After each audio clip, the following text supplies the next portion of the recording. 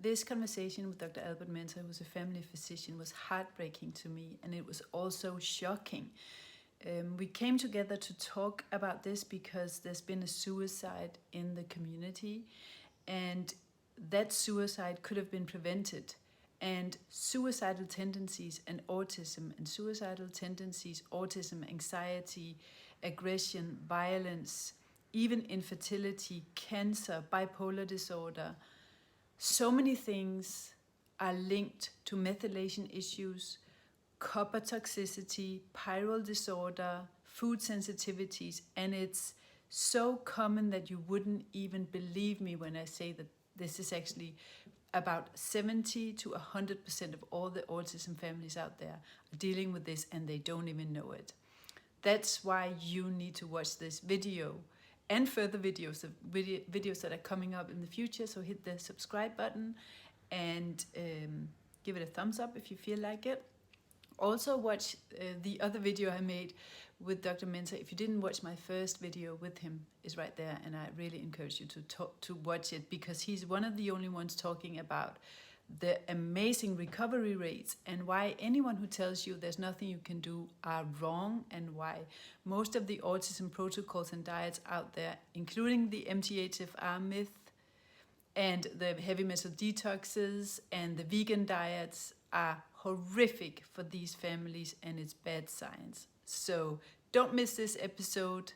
Let's dive in. I'm so honored to sit here on this podcast today with Dr. Albert Mensah and Mr. Wells, because in my personal life and for my kids, what I have learned from this amazing man has been game-changing and life-changing when it comes to mental health, anxiety, depression, and things that I couldn't really figure out what was going on in my own family. And I've been on this journey since 2004. So I wanted to do this podcast interview because sometimes when we are autism mamas or families with children who are struggling, it can feel like life and death. And in some cases, it actually is a question of life and death, whether you get to these children or these people who struggle with anxiety, depression, autism, panic disorder, bipolar disorder. And in the established system and in the holistic system, the alternative system, there's actually not a lot of help that works for everyone, if any, actually, if we got to be completely honest. And for me, going to a conference to meet people who actually show up and say, there is something you can do. It's not true that it's for life. Those scientists and people who tell you this is for life, there's nothing you can do, are not telling you the truth.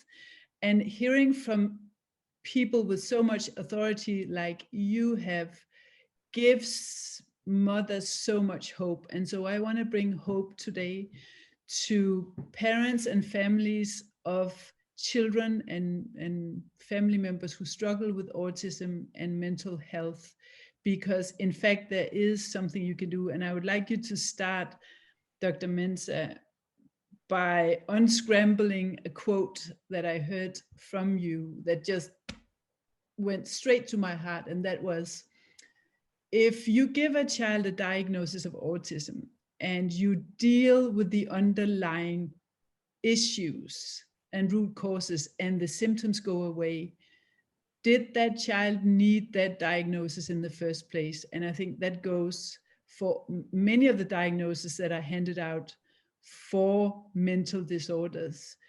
So why is this so unknown? And what is it that you and this upcoming conference is offering us so that we actually can do something about this?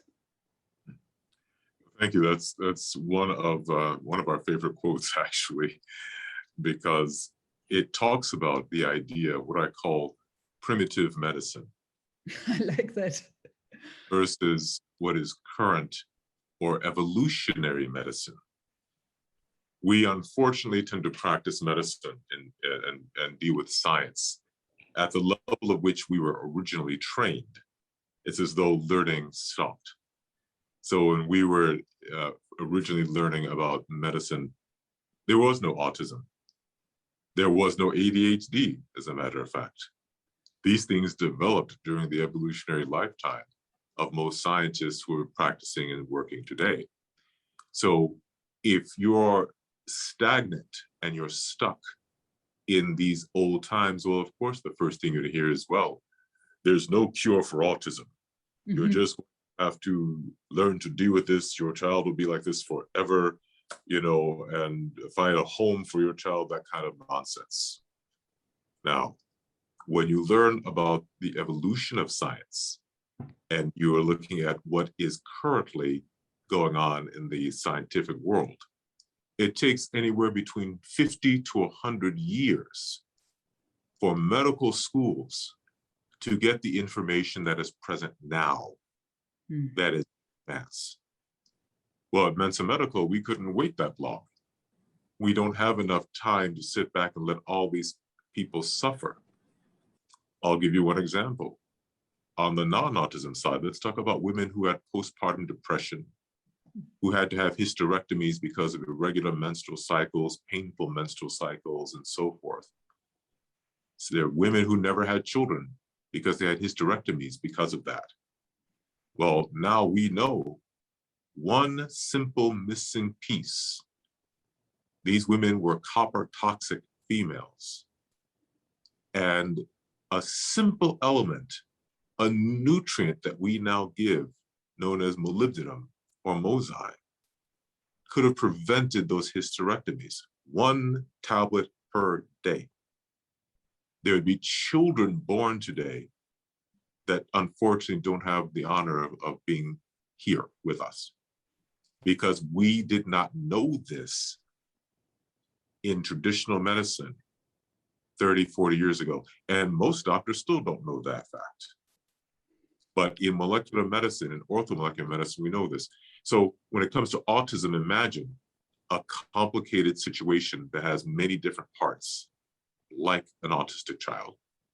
It's still broken down into what are the underlying causes and knowing how to approach those underlying causes.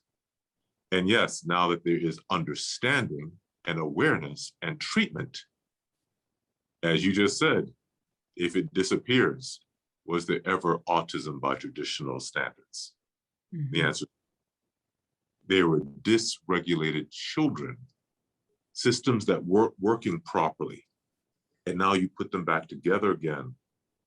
Now they're working properly, and now you get to see the real child, which in many cases is a wonderful, happy, normal, functioning individual who will grow up one day to pay taxes like the rest of us. and that doesn't actually mean, because then the response will typically be, well, then this child was misdiagnosed. Now we got to pause for a minute here and say, me, for example, I went with my child to the highest, the psychiatric child specialist in my country. That's the route you go down. And it took 2 years to diagnose by the experts. They still do the same thing.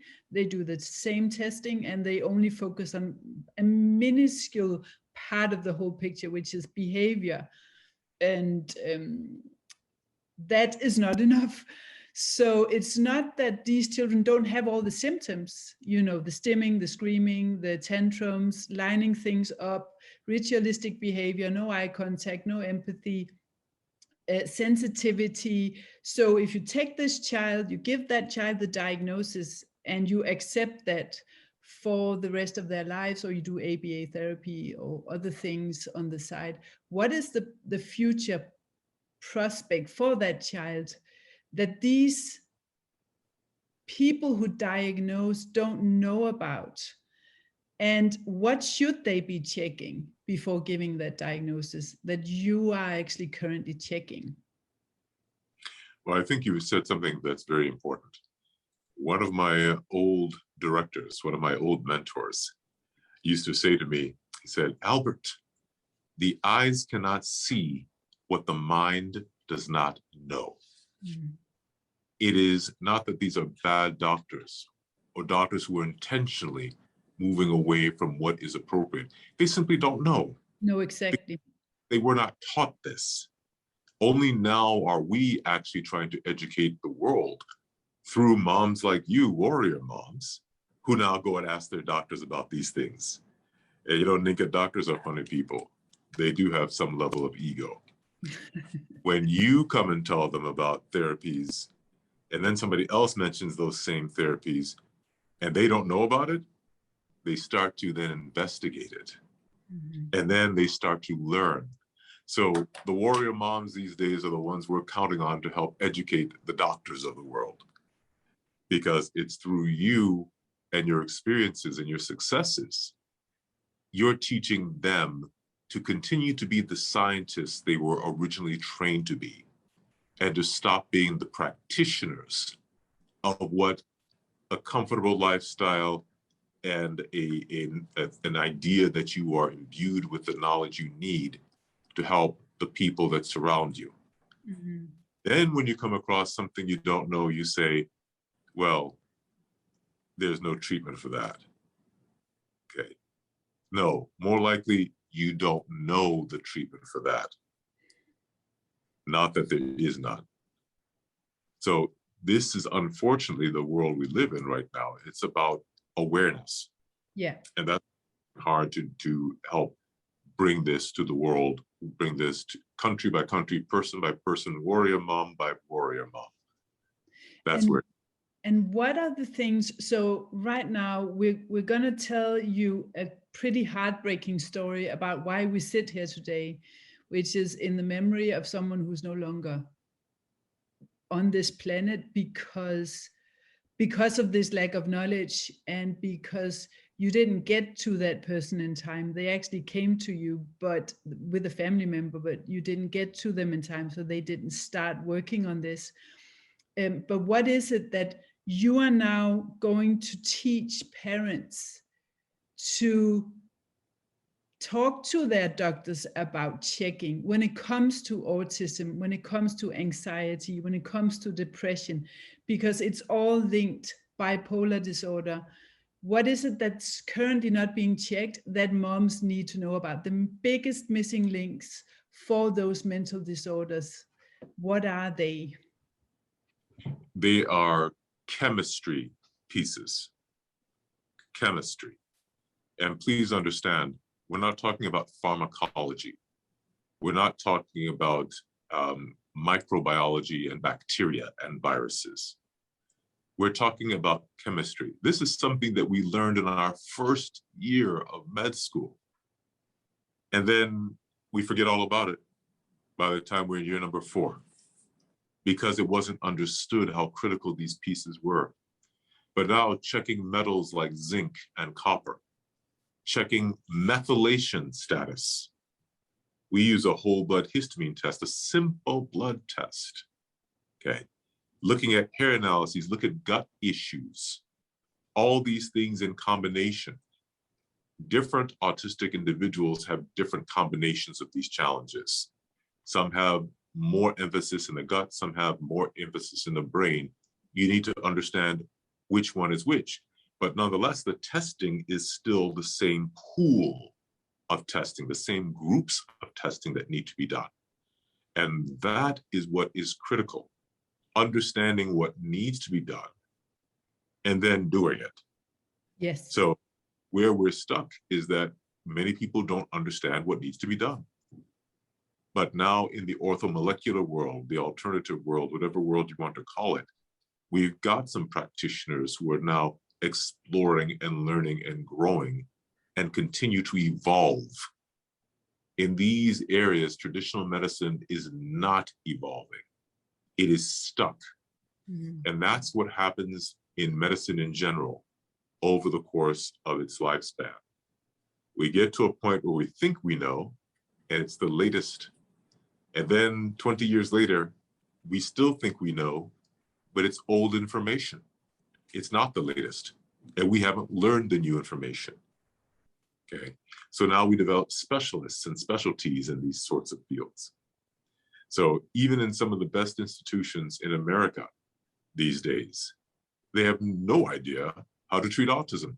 Yeah. But now if you go to the molecular specialists, the group of them will pretty much tell you some things that are very similar. Oh, we have to treat the gut. Oh, we have to treat the brain. Oh, there's dysregulation, oxidative stress, glutathione treatments, et cetera, et cetera, et cetera. The same pools of information. Every specialist has their own methodology, but the same general talk is spoken between specialists. Okay. And that's very different than what's happening in traditional medicine right now. And there's another issue with that. If we just take an honest look at the autism mama community and the diet approach, the protocols and the practitioners out there, it's a very broad place. It's a broad spectrum. It's a marketplace. And if I look at what's out there now and compare it to what was available when I began in 2004-05, when I went to conferences in the US, there's not much of a difference. And the moms that I meet who go down the route and do the MTHFR testing, they do the gene testing, they do the heavy metal toxicity detox. It's called a new thing right now, but it's TRS now. Back then it was chelation, or they do low oxalate diets, or they do vegan diets, or GAPS diets, all the things. They actually, there's not a lot of recovery going on out there. There's not a lot of success stories, and there's a reason for that, because there are some missing links and gaps even in the alternative approach that everyone goes for.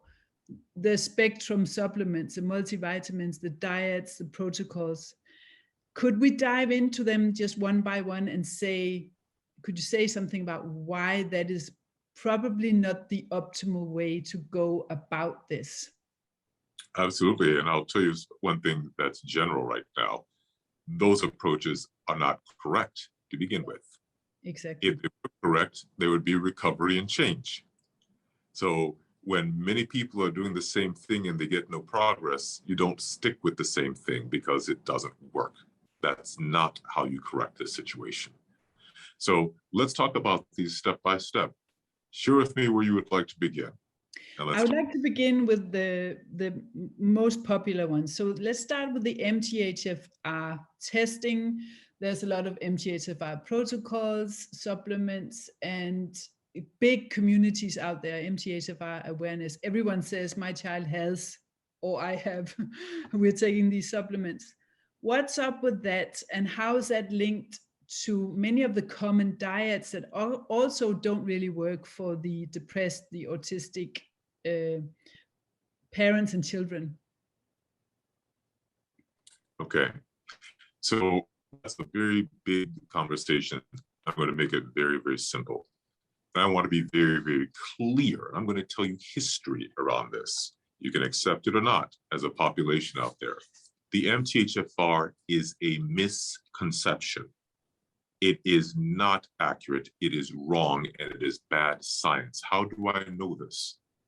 The person who began the research on the MTHFR, who came out with the genetic testing, had never heard of methylation before she met my mentor, Dr. William Walsh, PhD, at a conference where he was asked to speak about his expertise in methylation.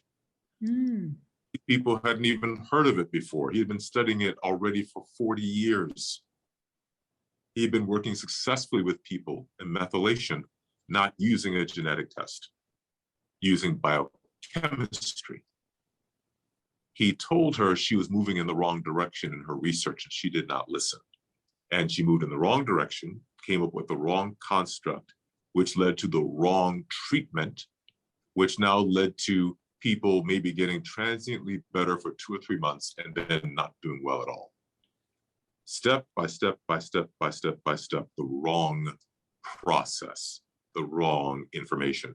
The funny thing is, many of the treatments they're using for undermethylation are actually for the opposite chemistry, over methyl.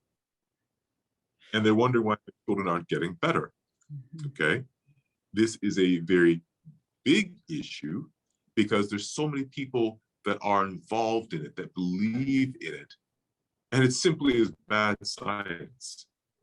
Now, please don't get me wrong. This person is a very brilliant person. I respect them tremendously. I know who we're talking about.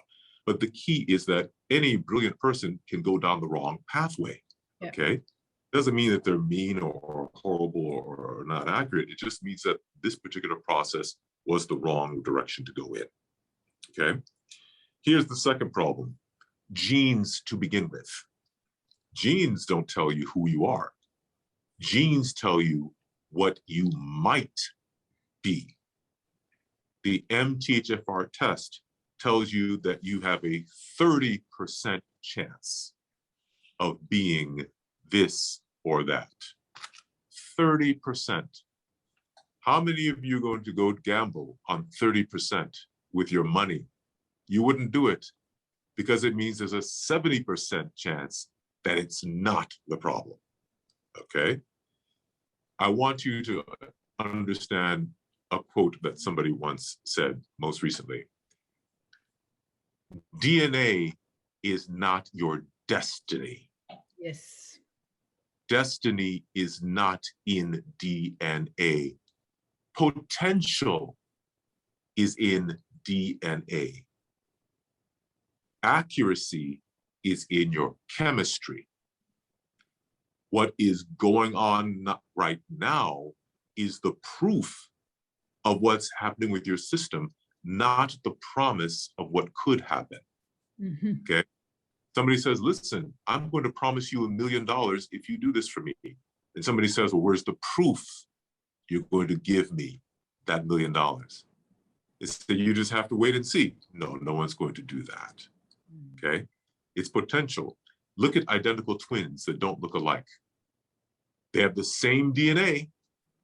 Why do they look different? Why is one taller, one shorter, one thicker, one thinner? Face may be a little bit different. Maybe they look exactly alike, but their behaviors are totally different. Why is that? If DNA were destiny, no two identical twins should ever be anything other than two exact copies of the same person, like clones. So we have tons of proof that DNA is not the key, and MTHFR is a very bad genetic test because it does not reflect methylation. One of the key pieces that we're talking about here is that we have to reset the epigenome, meaning we've got to go back and correct the challenges in the genome that led to the chemistry that you have, which now leads to the dysregulation that is the autistic child, that is the person with OCD, that is the person who has anxiety or depression. These are not random things.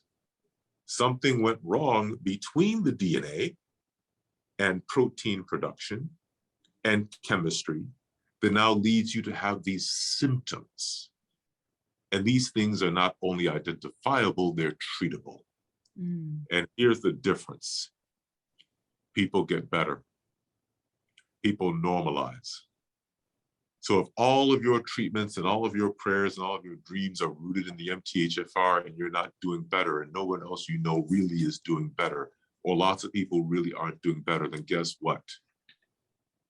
You're looking and chasing the wrong dream. You need to revisit that concept.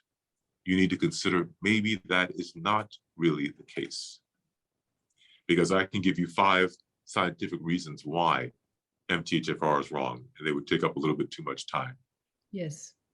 Fact is, we've been treating, as institutions, we've been treating methylation.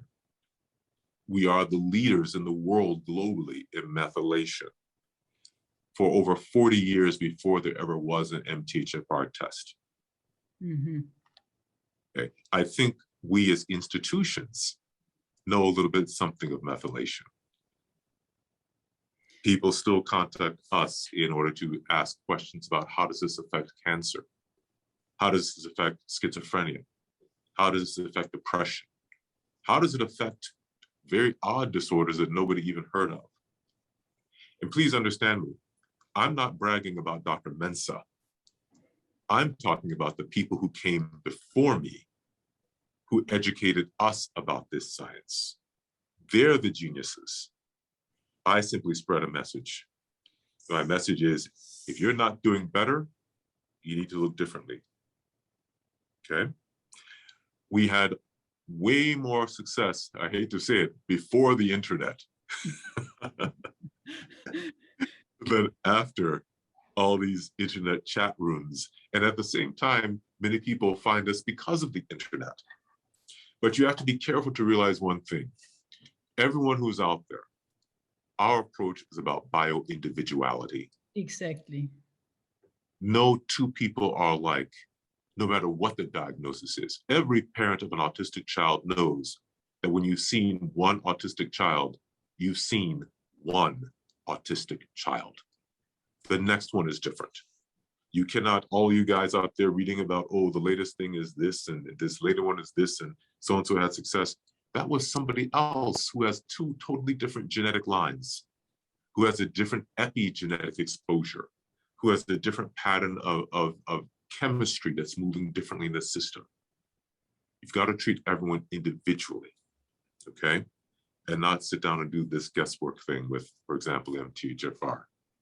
Which is also why the diets, like, which is a healthy diet under normal circumstances, but the diet like the GAPS diet or the bone broth, the B12, the juices, the vegan diets, whatever Nemetschek approaches, protocols, that will by default be a bad idea and lead to as many children and adults get worse as it will help others, right? Absolutely. In fact, I've had two conversations this morning with patients alone, different patients, where I talk about the idea that it's your chemistry that determines which dietary approach you need.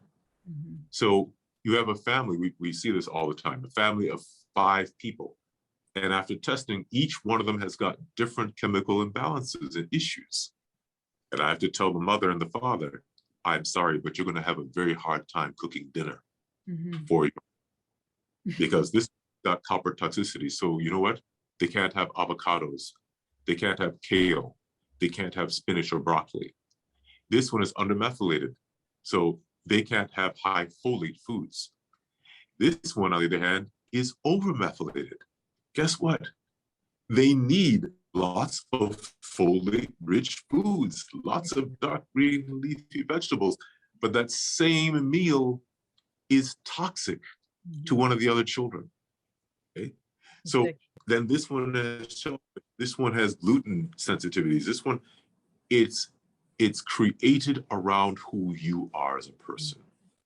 Ninka, look at how much money we spend to be unique in our cultures. Yeah. I'm wearing a one-of-a-kind Armani suit.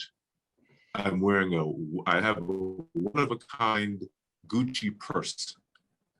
And we say, wonderful, that's the pinnacle, one of a kind. Well, guess what? We are all one of a kind. We may look similar. That's a suit, that's a bag, but it's unique. And this is how we have to approach our diet, our exercise, our food, diet, and our medical treatments. Uniquely so, for the most wonderful creature created, you, the human. And I love that approach so much.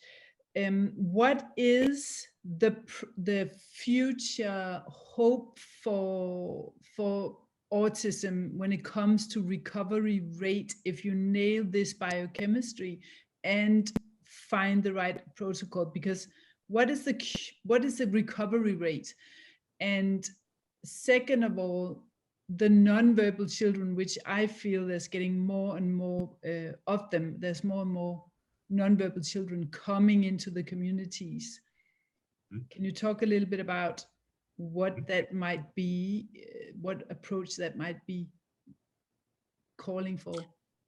Yes, well, as always, it depends on what and when these things happen. So there's a difference between the child who was born with autism versus the child who regressed into autism.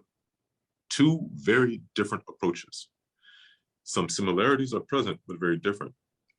The protocols now, if you have early intervention, and the best intervention, and please understand me, the best intervention is usually before age 5 or so, or age 6. Really good intervention is still before age 9. Decent intervention is before age 11.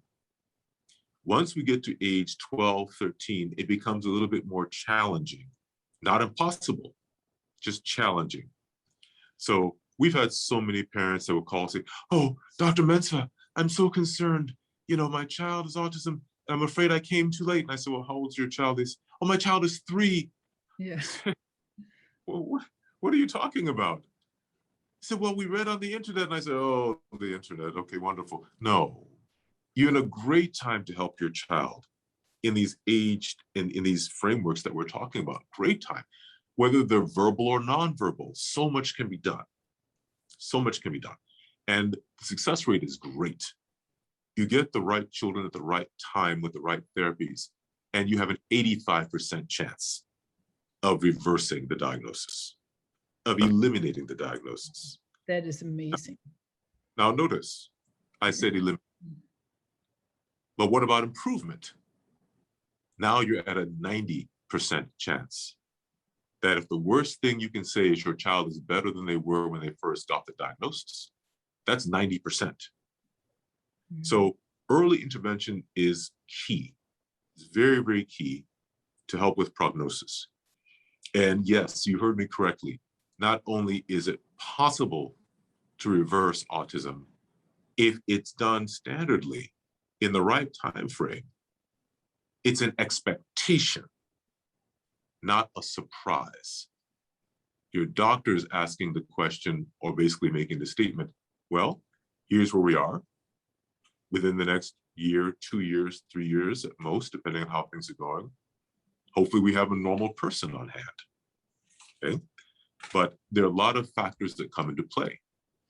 For those of you out there who like to experiment with your own children, you can be hindering the progress of your doctor and hindering the progress of your child.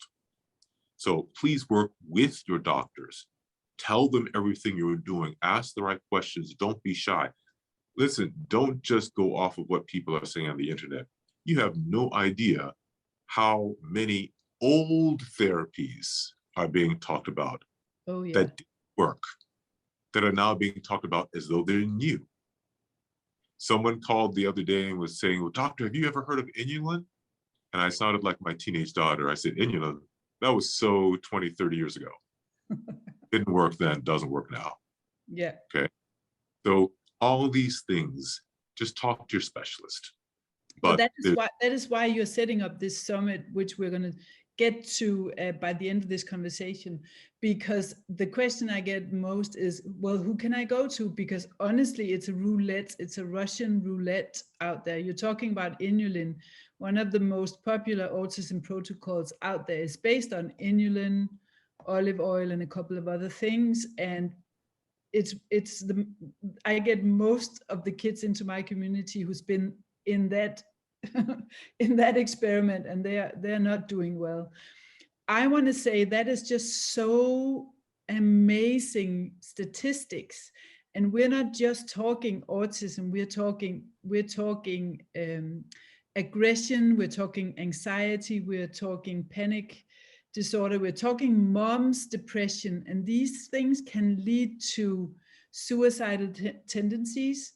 And if you, now I'm a mom with older children and my recovered son is an adult now. When I talk about the fact that he is recovered and he has no symptoms left, the most aggressive, violent, abusive, hateful attacks I get is from adults and young people on the spectrum who 14 to 20 years ago were told, this is for life, you need to accept it, and actually more than that, it's something to be proud of. No one should tell you that you should change it. It's almost, there's a trend that if you want to do something about these symptoms, you are an ableist, you are a bad person, and you should be punished. I get death threats from these young people.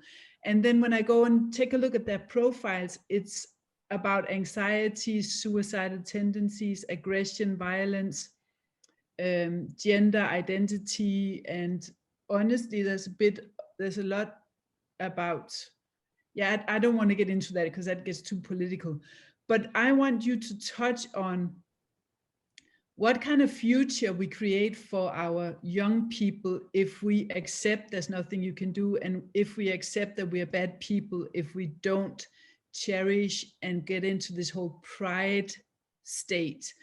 Because that's where I feel the community doesn't support recovery. The community support acceptance and status quo. There's a difference between love, acceptance, and progress, and being static. Mm-hmm. We're not saying that we don't love our children no matter what they are. Of course you do. But if you love your family, don't you try to do the best for them? If you love your job, don't you work hard to improve your job and the progression with your job? There's a difference between being told that something, how do you sit down and do nothing about something that's wrong? If your house is on fire, are you going to sit there and not try to put the fire out? Or at least, are you not going to call the fire department? I bring up fire because fire for the house is like what we call oxidative stress or inflammation in any disease or in autism. It creates destruction in the pathways of the child. Mm-hmm. So you want to put out the fires of inflammation. You want to put out the challenges of oxidative stress. That's part of the issue. You don't sit back and say, listen, there's nothing that can be done with this, because you want to improve. If we all had that attitude, where would we be today? I guarantee you, you would have never visited the United States of America. And I would never be able to visit Denmark, because no one would have invented the plane. No one would have invented the boat. No one would have invented anything. And we'd all be sitting around. In fact, we'd be dead because no one would have invented fire. Yeah. Don't try to warm yourself. Just stay there and freeze. Don't try to put on any protective clothing. Just stay there and freeze. Okay. This is not how you live your life. You know, why do you even bother to raise a child then? Why do you tell the child what is good versus bad in a normal setting? You just sit there and love them and watch them do nothing and die. Is that what people are saying? No. When you know one thing, science is ever evolving. There's going to be someday a cure and a treatment. And until that happens, there is still exploration. You have to explore to find out who knows this thing. Once upon a time, there was no such thing as bacteria until a man came along who said, I think we should actually wash our surgical equipment in between surgeries. And he was laughed at by his surgical colleagues. His name was Dr. Lister. Later on, they developed something called Listerine that you use to gargle to kill bacteria. But he was laughed at by surgeons until one surgeon said, maybe this Lister guy has something. So at the time, people were dying most of the time after surgeries. But when this man listened to Lister, he actually cleaned his instruments in between surgeries. People started living. Mm-hmm. Who would have thought that? He was ridiculed. They said, so let me get this straight, Dr. Lister. They're invisible creatures that nobody can see that are causing our people to die in between surgeries. Guess what? When someone invented the electron microscope, now we could see the bacteria and the viruses that Dr. Lister talked about. But who's going to be content saying, oh, just let the people die, cut them open, do your best, and if they die, they die. Yeah, it's crazy. That doesn't make any sense, okay? There is treatment. You should not accept there is no treatment for an answer. Someone in this world has an answer. There are ancient therapies across many different lands that were far more advanced than we are today. There are literally bones that were healed within minutes by ancient treatments that we can't replicate today. Mm-hmm. I know this for fact. Fact. So let's not talk about the idea of, okay, let's be complacent. You don't want to be complacent. Why should you be? Now, if you're afraid, maybe recommend your child to somebody else who can go get that job done, if you care about that child. But you don't just want to sit down and say, just accept them as they are. Not Right. having a full life, not having the best that they can have. That's not the way to go. I totally agree with that. And it's why this looking into the future where it might be acceptable now, but look at if these same symptoms of aggression and anxiety and anger and mood swings, ritualistic behavior, think of those in a 20-year-old, a 30-year-old, and think of it if you're not around anymore, how's that person going to go through life? So before we get into this, the tragic story behind why we talk about this conference today, what are the most common unknown triggers for autism symptoms? And do you recommend, because that's a question I get a lot, CBD as a treatment and TRS as a treatment? I don't like CBD at all. No. And the reason is because CBD is still something that dysregulates brain function. It may have initially a calming effect, but we can do that with a lot of supplements that are out there. But the problem is that there is a risk. I'm not saying it happens in every person or in every child, but there's a much larger risk. We don't want to give something that's going to alter brain function when we're trying to create normal brain function to begin with, okay? So this is a very big issue for us. There are other ways to go around dealing with this phenomenon, and we are simply not fans of CBD. You know, it is not the way we feel it's appropriate to go. No, and right. you're not alone. There are other brain experts that agree with you on that. What about the TRS, which is very popular as well, the heavy metal detox?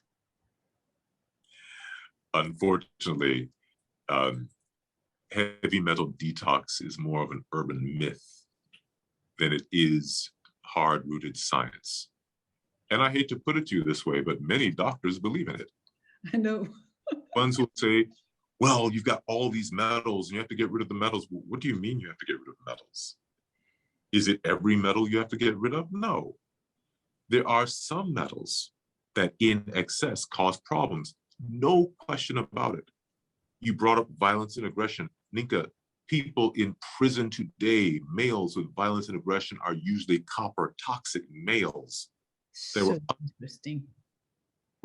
The same thing in a woman that causes postpartum depression, anxiety, fibroid tumors, endometriosis, high levels of copper. In a male, lead to big triggers for norepinephrine, impulsivity, agitation, violent behavior, and aggression. It's the same chemical toxin. Now, this is a big, powerful agent because of how it works in the system. So when you find it and correct it, you get big results. Your violent children are now normal and calm. They don't go hurt people, so they don't go to prison, so their lives are not changed. They get to live normal, decent lives, okay? That's different than if your zirconium is high. Who cares? It doesn't do anything in the system. Mm-hmm. If your beryllium is high, well, your thorium is high in your hair. What does that mean? Not much.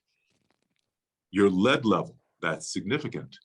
Okay, iron levels, those are significant. Zinc levels, they're significant. Some things are significant, others are not.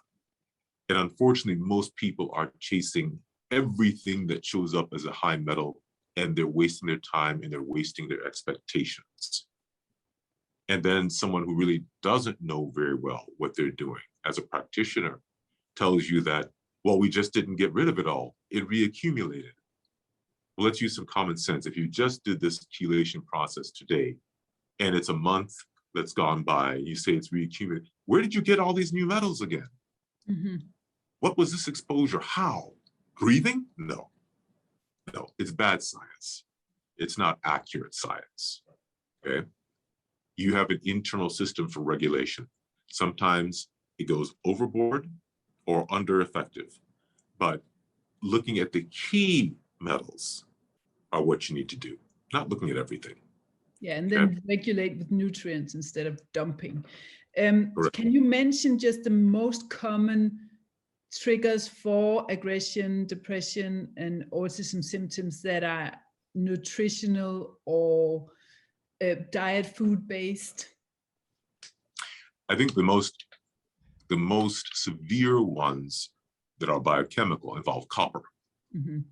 Copper causes everything from panic and anxiety to aggressive behavior in autistic children, as well as in children who are not on the spectrum, as well as young adults, as well as females and males. Those are big. Deficiencies of certain metals, low levels of zinc can cause mood dysregulation, horrible behavior, pyrrole disorder, which steals zinc from your system, can cause severe mood swings, anger, rage, and cause many people to actually hit, steal, beat, or kill other individuals. Many people are in jail or in prison because of pyrrole disorder, okay? Now, let's talk about food sensitivities, because you brought up food, very important. What we're now seeing is that you can even develop schizophrenia from something as simple as a gluten intolerance, or from having high level of inflammatory grains in your diet, or from dealing with certain other elements that involve carbohydrate metabolism, okay? So while people say, well, eat X amount of this or X amount of that, sometimes a proper, simple food allergy sensitivity test can tell you what your susceptibilities are that can cause you a lot of trouble. In the least sense, brain fog, poor brain functioning. But some individuals, literally speaking, will jump off of a building because they ate a strange stew that had a food element that we did not know they were sensitive to. It happened to one of our patients. Wow. Ate Moroccan stew, jumped off of a second-story building, broke both ankles and legs. This is from food. That is so crazy. And it's the same thing with the bone broth, the high histamine, the glutamates, which is in a lot of the health foods in the autistic diet community, where people have no idea that it's a collagen they're taking for their skin, or it's a bone broth they're giving to the children, the gummy bears, that's actually causing the tantrum triggers. So we need to get people educated in this, and that's what brings us to our last topic, the suicidal tendencies, which is what brought you and Journey Dream, is it? Journey Dream is called, together to create an integrative mental health summit for parents and for loved ones who have family members who struggle with any of this.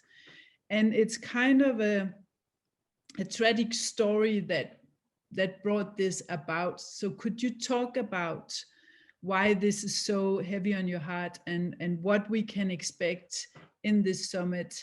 And I'll link to how you can sign up to the summit, and you will now be told a little bit about what kind of quality of speakers and new breakthrough science will you be able to learn about during this summit. So please take us back to the beginning of why this summit is even a reality. I think this summit and the concept of Journey's Dream have a lot in common with frustrated autistic moms. Why doesn't everyone know about how to treat autism?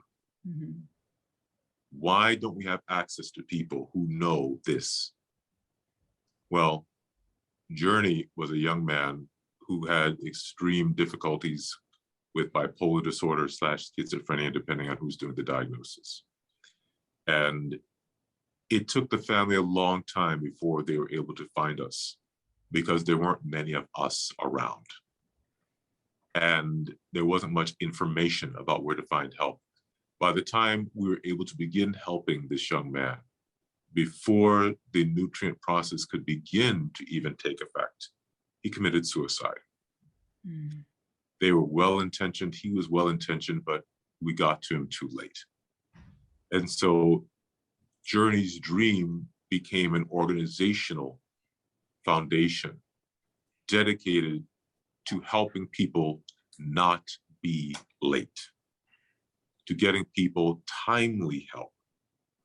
And as a result of that, our decision to work with the Journey's Dream organization philosophically now turned into a wonderful, robust direction towards getting people the help they need, access, information at their fingertips, to direct them to wonderful therapists, wonderful practitioners, people who are innovative, people who are unique, people who are part of larger groups, to now bring that information to the population at hand in a nice, organized fashion, so that we don't have to have any more journeys that fail, but journeys that continue to grow, thrive, and survive. But it was the loss of one young man who really should be with us today that touched us tremendously. And it's our goal to make sure that doesn't happen again. And what was his biochemistry when we put this whole thing together? Why was that relevant, and why is it relevant to moms in my community, and to anyone who's got depression or anxiety or panic or bipolar in the family? He had a methylation disorder. Oh, wow. And when you have a methylation disorder, people don't realize even your diet can take you in the wrong direction. Mm. There's no such thing as one size fits all. For one family member, it can be a beautiful thing. For another family member, it can create suicidal tendencies. Mm-hmm. And for many young ladies out there, I'm going to give you a very simple clue. If you are a brilliant, academically gifted young lady or young man, and you decide to try a vegetarian lifestyle, the odds are you're moving in the wrong direction, because those high concentrations of vegetables contain lots of folates. Folates remove methyl from the nucleus of the cell where your DNA is. In other words, it changes the instructions of your DNA that can lead to worsening depression and even suicidal ideation or behavior. And can you just, for everyone listening, state the rate of methylation issue in the autism population and their parents often? How prevalent is this? It is functionally almost 100%. Yeah. We like to say 99%. We know for fact we have the world's largest database on the brain structure and the, we being my mentor, Dr. William Walsh, on the chemistry and the structure of autistic brains. We know for a fact 85 to 90% of all autistic children are undermethylated. Mm-hmm. We know for a fact at least one parent, guaranteed 75 to 85% of the time, is undermethylated. Wow. Most of both parents are undermethylated. Okay, so those things. And what are we doing now? What we didn't know was the effect that folate or folic acid during pregnancy, okay, in excess can do to a child who may have normal methylation. We have children who have normal methylation and the parents are taking folic acid because their doctors told them to, beyond the first trimester, now creating undermethylated children. We said this more than 15 years ago. And now institutions like Johns Hopkins are saying folic acid or high folate beyond the first trimester may be contributing to or causing autism. And this is why this whole epidemic almost of veganism can lead to an exacerbation of the epidemic of autism cases in the future as well, right? Absolutely. Not to mention high copper.